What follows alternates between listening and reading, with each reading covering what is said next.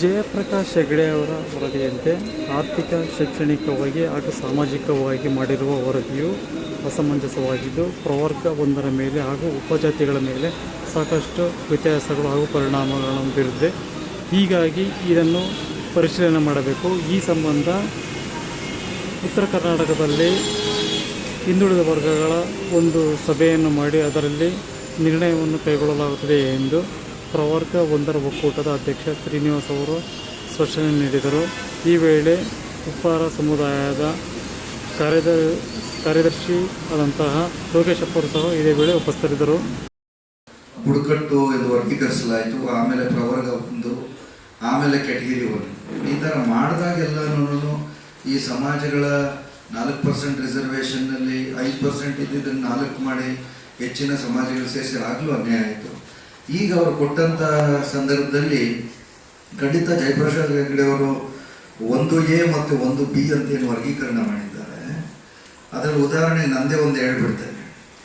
ಉತ್ತರ ಪ್ರದೇಶಲ್ಲಿ, ಬಿಹಾರಲ್ಲಿ ಯಾದವ ಸಮಾಜದವರು ಮುಖ್ಯಮಂತ್ರಿ ಆದರು ಅಂತೇಳಿ ಇಲ್ಲಿರುವಂಥ ಗೊಲ್ಲರು ಮಕ್ಕಳು ಹುಟ್ಟಿದಾಗ ಯಾದವ್ ಅಂತೇಳಿ ಕೊನೆಯಲ್ಲಿ ಸೇರಿಸುವಂಥದ್ದು ಒಂದು ಮಾಡಿದ್ರು. ಅದೇನಂದರೆ ಏನು ರಾಷ್ಟ್ರದಲ್ಲಿ ದೊಡ್ಡ ರಾಜ್ಯದಲ್ಲಿ ನಮ್ಮವರು ಮುಖ್ಯಮಂತ್ರಿ ಆಗಿದ್ದಾರೆ ಅಂತೇಳಿ ಮಾಡಿದ ತಪ್ಪೇಗಿದೆ ಅಂತೇಳಿ ಇವತ್ತು ಉದಾಹರಣೆ ನಾನು ಗೊಲ್ಲ ಸರ್ಟಿಫಿಕೇಟ್ ಅಡಿಯಲ್ಲಿ ಇದುವರೆಗೂ ಸವಲತ್ತು ಪಡ್ಕೊಂಡು ಪೊಲೀಸ್ ಆಫೀಸರ್ ಆಗಿ, KS ಆಫೀಸರ್ ಆಗಿ, ಆಯ್ಕೆಯಾಗಿ ಬೇರೆ ಬೇರೆ ಹುದ್ದೆಗಳಲ್ಲಿ ಅನುಭವಿಸ್ತೇನೆ.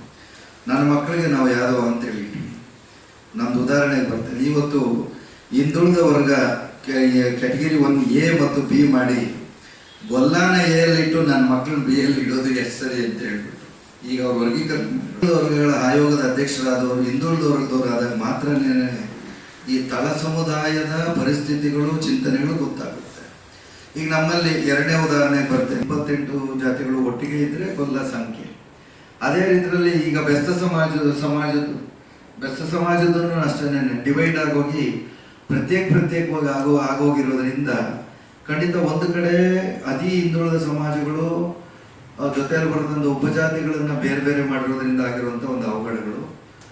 ಮುಂದಕ್ಕೆ ಅವರಿಗೆ ಸವಲತ್ತುಗಳು ನೀಡುವಂಥ ಸಂದರ್ಭದಲ್ಲಿ ಸ್ವಲ್ಪ ಜನನ ಹಿಂದುಳಿದ ವರ್ಗ A ಅಂದರೆ ಪ್ರವರ್ಗ 1A, B ಮತ್ತೆ 2A, 2B ಅಂತೇಳಿ ಏನು ವರ್ಗೀಕರಣ ಮಾಡಲಾಗಿದೆ, ಖಂಡಿತ ಅದು ಈಗಿನ ಕಾಲಘಟ್ಟಕ್ಕೆ ಅವೈಜ್ಞಾನಿಕ. ನಾವುಗಳು ದೇವರಾಜ ಅರಸು ಪೀರಿಯಡ್ ಸವಲತ್ತು ಪಡೆದ ಸಂದರ್ಭದಲ್ಲಿ ಅಲೆಮಾರಿ ಸಮಾಜಗಳೇನಿದ್ದಾವೆ ಶಿಕ್ಷಣಕ್ಕೆ ಆನ್ ಫಾರ್ ವಿತ್ SC/ST ಸವಲತ್ತನ್ನು ಕೊಟ್ಟಿದ್ರು.